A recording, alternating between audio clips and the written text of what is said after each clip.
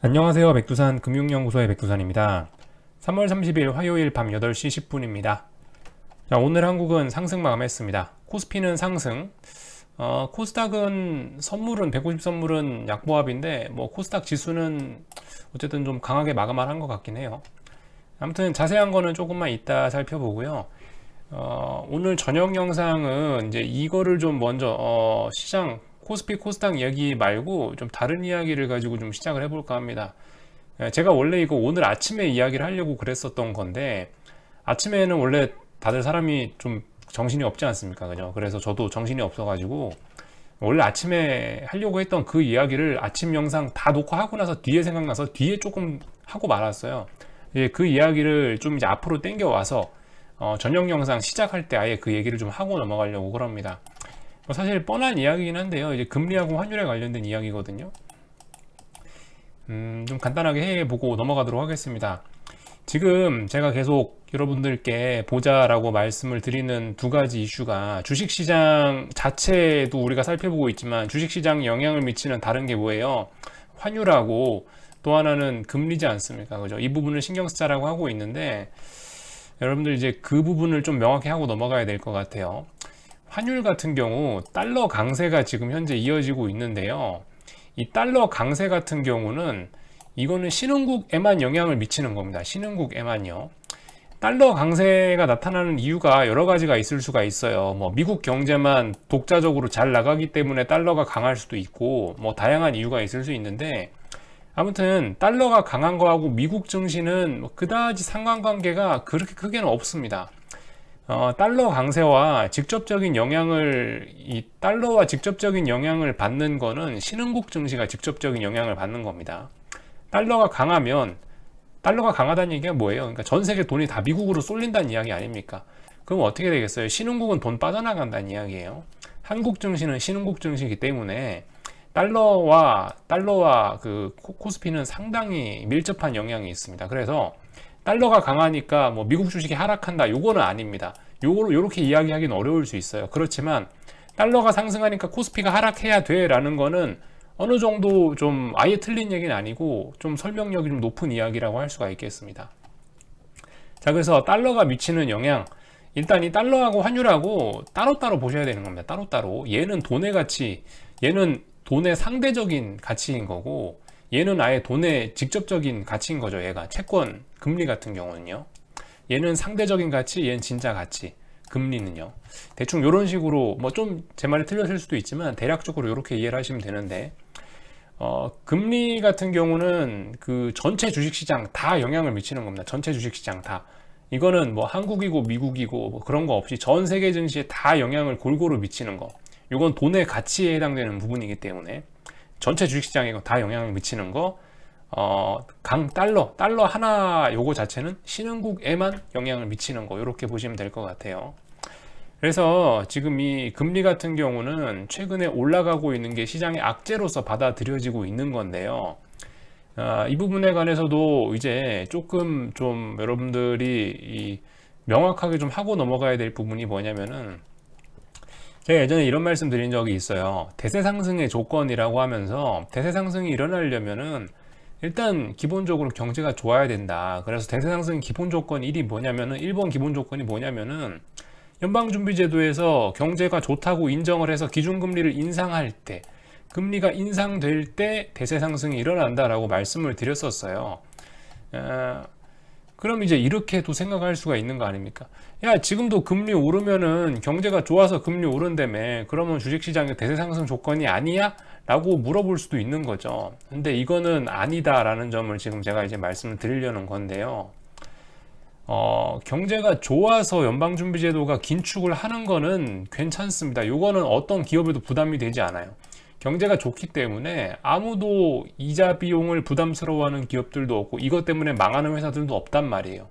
그러니까 이땐 모두가 다 기업들이 튼튼하고 가게도 튼튼하고 정부도 튼튼하고 다 좋기 때문에 금리가 올라가도 괜찮아요. 이럴 때 아무도 망하지 않고 오히려 좋습니다. 이건 경기가 좋다라는 증거기 때문에 이건 주식을 매입해야 될 근거가 되지만 근데 지금 같은 경우는 연방준비제도에서 계속 뭐라고 해요? 아직 우리 경제는 완벽한 회복세를 뭐 아직 완벽한 상태에 이르지 않았다. 뭐 여전히 회복이 뭐 더 필요하다. 더 부양책이 필요하다라는 이야기 하고 있죠. 뭐라고 합니까? 또 그리고 계속 우리는 부양책을 쓸 거야. 부양책을 쓸 거야. 정부 니네도 부양책을 좀 써봐라고 하고 있죠. 그러니까 지금은 그 2020년 3월 달에 코로나 때문에 경제가 한번 개박살 나고 나서 회복 단계에 와 있는 거지 지금은 정상은 아니라는 겁니다. 정상 상황은 아니에요. 그러니까 아직도 물론 뭐 강한 친구들이 있겠죠. 삼성전자, 애플 이런 친구들은 튼튼하고 괜찮겠죠. 근데 걔네를 제외하고 나머지 친구들은 지금 굉장히 어려운 사람들이 많다는 거예요. 어려운 기업들이 많고. 근데 이런 상황에서 원치 않게 시장 금리가 이런 상황에서 스물스물 금리가 올라가면 그 약한 친구들이 망한다고요. 경기 호황기에서는 금리가 올라가도 기업들이 망하지 않아요. 그렇기 때문에 이건 경제가 좋다는 증거기 때문에 이거는 호재이지만 지금은 경제가 안 좋은 상황에서 나는 금리를 올리지 않을 거야 라고 연준이 이야기를 하는데 시장 금리가 지나친 부양책 때문에 오르고 있는 거예요. 그렇기 때문에 이거는 악재인 거고 지금 현재 주식시장에서 안 좋게 받아들여지고 있는 겁니다. 요 점을 좀 잘 이해를 하셔야겠죠. 경제가 좋아진다는데 왜 주식이 빠져? 경제가 좋아져서 금리가 오른다는데 왜 주식이 빠져? 라는 거에 대한 답변이 요게 되는 거예요. 요 정도까지 좀 보시면 되겠고요. 자, 그래서 여기에도 이런 이야기를 한다고 좀 시간을 좀 썼네요. 그죠? 천천히 좀 한번 생각을 해 보시고요. 이런 이슈에 관해서. 아무튼 오늘 코스피 마감한 거 살펴보도록 하겠습니다. 일단 오늘 상승 마감했는데요. 코스피는 선물은요. 말씀드렸다시피 요날 장대 양봉을 잘 기억을 하셔야 될 것 같아요. 1월 8일 날 장대 양봉. 1월 8일 날 장대 양봉의 시가가 417이라고 말씀드렸고 저는 그래서 지금 현재 이 시장을 417과 이날의 종가 417과 430을 중요한 기준으로 보고 있다라고 말씀드리고 있고요. 일단 뭐 오늘 이 417이라는 자리에서 일단 밀리긴 밀렸네요. 그죠? 이런 모습을 보실 수가 있긴 있겠습니다. 오늘 그러니까 갭상승 출발해서 미국이 안 좋았음에도 불구하고 한국이 갭상승 출발해서 이 갭을 종일 메꾸지는 않았어요. 그렇지만 머리 위쪽에 저항이 많고 옵션 양매도 뭐 이런 게 지속이 되고 있기 때문에 오늘 뭐 원웨이가 나오진 않고 그냥 좀 비리비리했습니다. 보시면 상승 종목 수도 뭐 500 몇십 종목밖에 안 되고요. 그래서 뭐 한국에 관해서는 뭐 제가 특별히 드릴 말씀이 없습니다. 뭐 여전히 비추세 구간 안에 있고 박스권 안에 와 있어요. 그렇기 때문에 뭐 이제 뭐 거의 지금 2달 가까이 뭐 3달 가까이 이제 근접하게 거의 3달 근접하게 지금 박스권으로 좀 수렴을 하고 있기 때문에 4월 달 되면은 분명히 어딘가로 시세가 터져 나오겠다. 위쪽이 되든 아래쪽이 되든 변동성이 터져 나오겠다라는 이야기 정도는 드릴 수 있지만은 지금 상황에서는 뭐 제가 여기에 대해서 딱히 드릴 말씀은 없습니다. 주식시장 차트만 보면요. 이 코스피 지수 차트만 보면은 솔직히 기간 조정. 엄청난 기간 조정도 아니고 뭐 그러면서 이 많이 빠지지도 않았고요. 기간 조정이에요. 이 기간 조정은 보통 추가적인 폭등 가능성을 좀 내포하고 있긴 합니다. 그래서 이 코스피 지수 차트만 보면은 한 번 더 폭등할 수도 있어요. 그렇지만은 이제 이 주식시장 외적인 부분 제가 방금 그림판에서 열심히 낙서를 했던 이런 부분 달러라든가 채권이라든가 이런 부분들 같은 경우는 근데 주식시장에 지금 우호적이지가 않습니다. 모르겠어요. 그래서 예를 들면은 이 원달러 환율 같은 경우 우상향하고 있잖아요. 계속 누가 봐도 저점과 고점이 계속 높아지고 있는 누가 봐도 명백한 우상향으로 나가고 있습니다. 이런 상황이기 때문에 이게 방금 말씀드렸다시피 한국 신흥국 주식시장이 이게 우호적인 게 아니잖아요. 신흥국에서 돈 빠져나가는 흐름인데 이게 다만 지금은 이제 개인들이 하도 눈에 불을 켜고 이제 막 주식이 빠질만 하면 전부 다 매수 이렇게 달라붙으니까 시장이 잘 안 빠지고 있는 것 같긴 한데 아무튼 주식시장 외적인 부분 같은 경우는 지금 주식시장이 오를 이유는 없습니다. 근데 어쨌든 알 수가 없죠. 주식시장이 한 번 더 얘가 위쪽으로 폭등을 주겠다라고 한다면은 뭐 예를 들어서 지금 이렇게 환율이 우상향하고 있는데 여기서 한번 뭐 코스피가 한번 확 오르면서 얘네가 한번 여기 뭐 이쯤까지 내려오더라도 그래도 여전히 상승 추세예요. 단지 이제 여기서 다이렉트로 환율이 쭉 올라가느냐 아니면은 한번 좀 가다가 쉬었다 가느냐 뭐 그 정도 차이일 것 같지. 지금 보세요. 환율이 지금 거의 몇 달째 이게 바닥을 지키고 나서 이평선 모아서 올라온 겁니까? 근데 이게 지금 쉽게 아래쪽으로 이게 쉽게 아래쪽으로 내려올 수 있을까요?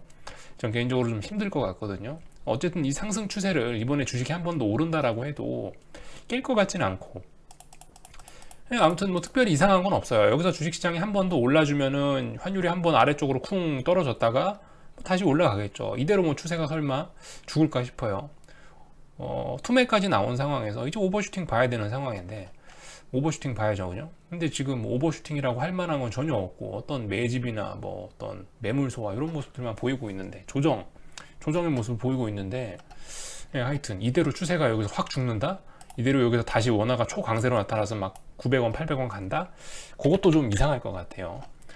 아무튼 뭐 이런 이야기들 드리고 있습니다. 그래서 환율이나 뭐 채권 같은 것들을 보면은 주식시장이 오를 이유는 없는데, 어쨌든 뭐 근데 한 번 더 올라가더라도, 한 번 더 코스피가 여기서 오버슈팅 나오더라도 이상하지는 않아요, 그죠? 그러니까 지금 가능성은 일단 둘 다 열어놓으시고, 결과적으로 예전에 제가 드렸던 말씀 뭐냐면은, 이때 말씀드렸죠. 야, 코스피가 4% 올랐다, 하루에 4% 올랐으니까 이제 남은 거는 하루에 8% 오르거나 아니면 여기서 이미 코스피 끝난 거다라는 이야기를 드리고 있는데, 모르죠. 뭐 하루에 8% 상승을 볼 수 있을런지 아니면은 여기서 그냥 조용히 꼬꾸라질런지, 하여튼 그 부분은 좀 지켜봐야 될 것 같습니다. 하여튼 뭐 코스피에 관해서는 지금 상황에서 특별히 뭐 드릴 말씀이 없다라는 거, 뭐 계속 이런 말씀 드리고 있고요. 그 고버스는 2040원 지키거나 아니면 2240원 뭐 돌파 한착하거나, 요거 두 가지 기준으로 보라고 말씀드렸고요. 뭐 이런 모습입니다. 코스닥 시장 같은 경우는 61선 부근에서 일단은, 그죠? 61선 부근에서 테스트를 하고 있어요. 약보합이니까 그렇게 오늘 이게 큰 의미는 없긴 없는데요. 아무튼간 제가 어제 3월 29일 날 어제 이 음봉을 보면서 말씀드린 게, 이 윗부분에 대한 저항을 분명히 다시 한번 테스트해야 될 거다라는 이야기는 드렸거든요. 그러니까 지금 오늘 그 고점에 대한 테스트를 하긴 한 겁니다. 장중에 위쪽으로 올라가려고 시도는 했는데 결과적으로 못 오르고 밀린 거예요. 이런 모습 보실 수가 있긴 있겠는데, 근데 어쨌든 여전히 매수세는 좀 남아 있는지 이 저점이 낮아지거나 뭐 딱히 그렇지는 않았습니다. 그죠? 그런 모습도 나오고 있고요. 코스닥 지수와 관련해서 코스닥 지수의 이 답답한 움직임을 좀 이제 미래를 좀 알아보려면은 제약업종 지수나 이런 거 보는 게 중요할 것 같다라 말씀드리는데요. 이렇게 보시면은 제약업종 지수 같은 경우 지금 거의 뭐 한 2주 가까이 됐죠. 한 2주 가까이 241선과 이게 넥라인은 아니고요. 이것도 중요한 라인이긴 라인인데, 하여튼 이 중요한 지지선 위쪽에서 아슬아슬하게 줄타고 놀고 있는데, 오늘부로 해서 이렇게 살짝 무게중심이 좀 아래쪽으로 쏠리고 있긴 하죠. 이거 코스닥 제약업종입니다. 이런 식으로 좀 보실 수가 있겠고, 아무튼 오늘 그 코스닥 제약업종에 있는 종목들을 좀 몇 가지 좀 보긴 봤는데요. 코스닥 제약업종 보여드리는 게, 이게 이제 코스닥 시장의 시가총액의 대부분을 차지하니까 한 40% 정도는 제약바이오가 차지하는 것 같더라고요. 그래서 이거를 보면은 코스닥 지수 움직임을 알 수 있겠죠. 그래서 지금 저걸 보여드리는 건데, 한번 종목들 좀 대충 한번 보시라고요. 어떤 것들이 있는지 좀 한번 체크해 보시면 좋을 것 같아요. 지금 이 코스닥 제약 업종 지수를 구성하고 있는 건 셀트리온 제약, 뭐 시젠, 휴젤, 콜마 B&H, 뭐 ST팜, 동국제약, 뭐 이런 것들이 이제 시가총액 상위 대형주들인데, 지금 이 친구들 차트를 대략적으로 한 번씩 그 눈여겨서 한 번씩 봐보세요. 대부분 그저 흐름들이 별로 그렇게 좋지는 않다, 그죠? 셀트리온 제약이 셀트리온 코스닥 제약 업종의 시가총액 제1등 종목인데, 이 친구 같은 경우 뭐 축축 처지고 있다, 그죠? 축축 처지고 있는 모습들 보실 수가 있겠고, 물론 근데 여전히 작게 보면은 어떤 그 삼각 수렴형이나 이런 박스권 안에 와 있습니다. 최근에 저점은 조금 높아지긴 했어요, 그죠? 저점은 여기하고 비교해 보면 조금 높아지긴 했고, 고점은 저 위에서부터 내려오는 거 계속 낮아지고 있긴 한데, 아무튼 여기 있는 이쪽에 있는 3월 11일 날 이런 저점을 붕괴시키면은 더 아래쪽으로 진행되겠다는 이야기죠. 아무튼 대략적으로 근데 코스닥 지수, 이 코스닥 제약 업종을 구성하고 있는 이런 종목들의 모습 정도는 한 번씩 좀 보시라고 이렇게 좀 갖고 왔는데요. 대부분 지금 축축 처지고 있죠. 대부분 우하향하고 있고요. 이런 걸 보여드리는 거는, 그러니까 결과적으로 좀 코스닥 제약 업종 좀 안 좋을 수 있겠다, 이런 이야기 드리고 있습니다. 어쨌든 고점들은 계속 낮아지고 있고, 대부분 다 어떤 우측 어깨를 만드는 과정 안에 와 있는 것 같다. 이런 모습들이 좀 보이긴 합니다. 대부분 지금 이제 3월 초창기에 만들어 놓은 3월 달은 3월 초창기에 만들어 놓은 이 저점들을 좀 높여 놓긴 한 상황이에요. 이평선들은 다 모여 있는 상황이고요. 뭐 어떤 종목들을 보나 뭐 대부분 다 그런 상황입니다. 고점 만들고 다시 한번 어깨 뭐 이런 걸 만들어 놓고 있는 뭐 이런 모습들이 대부분 나오고 있다라는 거. 그래서 이런 종목들이 얼마나 많이 올라왔냐, 뭐 이런 종목들, 제약을 구성하고 있는 이런 종목들 차트 모양 구경 한 번씩만 좀 해보시라고, 여러분들이 직접 한번 눌러서 한번 찾아보세요. 그래서 한번 이런 종목들 좀 한번 좀 구경만 해봤고요. 정말 그냥 뭐 수박 겉핥기만 하고 넘어갔고요. 이게 영상을 좀 짧게 해야 여러분들 좀 보시기 편하니까 이런 거 직접 눌러서 한 번씩 찾아보시면 좋을 것 같고, 그래서 하여튼 한국 시장 뭐 이런 모습이었다. 콜옵션 모습 보시면은 좀 외가 친구들 여전히 좀 올라오긴 좀 힘들어 보인다. 오늘 위쪽에서 좀 누가 좀 많이 밀었다. 뭐 콜옵션 이런 모습들 뭐 보실 수가 있겠습니다. 그 참고로 이제 코스피 변동성 지수하고요. 그 미국 변동성 지수하고 드디어 이제 숫자가 거의 맞아졌습니다. 이제 조만간 무슨 일이 생기긴 생길 것 같아요. 다만 지금은 3월 30일인데요. 이제 월말 윈도우 드레싱 영향을 받긴 받는 것 같아요. 그래서 3월 뭐 내일까지는 별일 없을 수 있겠지만 4월 달에는 이제 뭔가 변동성을 줄 가능성이 있다. 왜냐하면 옵션이 이제 거의 다 가격이 까였거든요. 프리미엄이 좀 많이 내려와서 빅스도 S&P 빅스도 20대로 내려왔고 우리 한국 코스피 변동성도 20 근처로 내려왔습니다. 그러니까 이쯤 왔으면은 거의 프리미엄이 다 빠지거나 해서 더 이상 아마 여기서 변동성이 더 이상 죽고 뭐 그러지는 않을 것 같아요. 4월달 뭔가 무슨 일이 나긴 날 것 같다. 뭐 이런 이야기 정도 드리도록 하겠습니다. 그리고 이제 저기 해외장 좀 봐야 되겠죠. 해외장 보기 전에 제가 뭐 뉴스 별다른 거 없죠. 대부분 아직도 이런 이야기들 나오고 있어요. 그 어젯밤에 마진콜 사태 뭐 이런 이야기 한 이틀째 하고 있는데 아직도 이게 오늘 밤에도 보니까 이게 좀 영향을 미치고 있긴 한 것 같더라고요. 유럽 스위스에 상장돼 있는 뭐 CS 금융, CS 은행이라 해야 되나? 걔네 주식을 보니까 또 한 1, 2% 빠지고 있더라고요. 여전히 이런 거는 아직 끝나진 않았고 좀 이게 좀 시장에 좀 영향을 여전히 조금은 미치고 있는 것 같더라고요. 근데 이런 거에 어쨌든 너무 신경은 쓰지 마시고, 다만 이제 이런 이슈로 인해서 금융주들이 뭐 쌍고점을 만든다거나 아니면은 뭐 삼고점을 만든다거나 뭐 이런 계기로 이런 이슈를 활용할 수 있지 않겠냐 정도의 가볍게 생각을 하고 넘어가시는 게 좋겠죠. 이거 아침에 말씀드렸죠. 지금 현재 이게 찻잔 속의 태풍으로 제한적으로 영향을 미치고 있는 것 같다. 뭐 이런 이야기를 좀 드렸고요. 뭐 특별한 기사 같은 거는 뭐 별로 없고, 요거 하나는 좀 이제 아이디어가 좀 괜찮길래, 그죠? 미국 정부가 얼마나 빚을 낼 수 있을 것인가에 관련된 부분은 금리 수준에 달렸다라는 이야기를 하고 있는데, 아이디어 괜찮은 것 같더라고요. 아이디어가 번뜩번뜩 하는 것 같아서. 단지 이제 문제는 이제 몇 프로가 되면 얼마까지 빚을 낼 수 있냐, 그건 솔직히 수치적으로 증명된 건 없습니다. 뭐 여기 UBS 은행의 분석에 따르면은, 이 친구들이 분석에 따르면은 10년물 국채금리가 3.4%로 상승하면은 91년도에 미국 정부가 그 GDP 대비 이자 비용을 최고로 많이 냈던 게 91년인데 그때 수준까지 갈 수 있다라고 이야기를 하고 있는데요. 그렇다고 이 3.4라는 숫자가 굉장히 중요하냐? 아직 알 수 없습니다. 이건 일단 그들의 어떤 예상치일 뿐인 거고요. 아직은 뭐 알 수 없습니다. 몇 프로가 돼야지 뭐 미국 정부가 더 이상 빚을 내면 안 되고 그런 건 없어요. 우리한테 중요한 거는 이제 시장이 몇 프로 때부터 이제 좀 반응을 해주느냐, 금리가 몇 프로 때부터 시장이 반응을 해주느냐, 이런 거 정도를 좀 지켜보는 게 더 중요할 것 같습니다. 근데 이미 현실적으로 투자자들은 이미 많이 우려를 하고 있죠. 네. 이런 모습을 뭐 볼 수 있을 거고요. 오늘 뭐 특별히 뉴스 같은 건 없는데 여러분 이런 거 좀 자료 몇 가지만 좀 보여드리겠습니다. 그 중국에서 중국이 이제 회사채 시장을 해외에 개방한다라고 하고 있어요.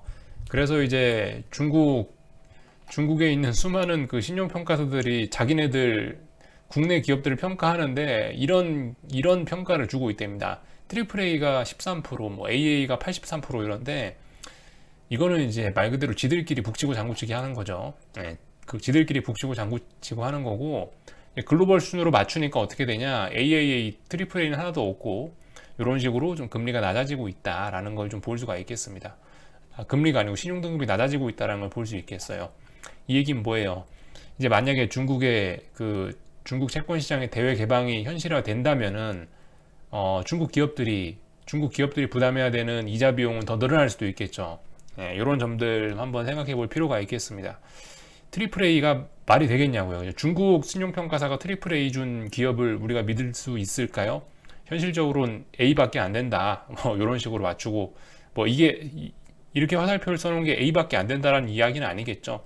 근데 아무튼 보시면 507개 기업이 트리플 A였는데 보시면 대부분 예, 밑에 쪽으로 좀 내려오지 않을까라는 게 뭐 현실적인 추측이겠죠.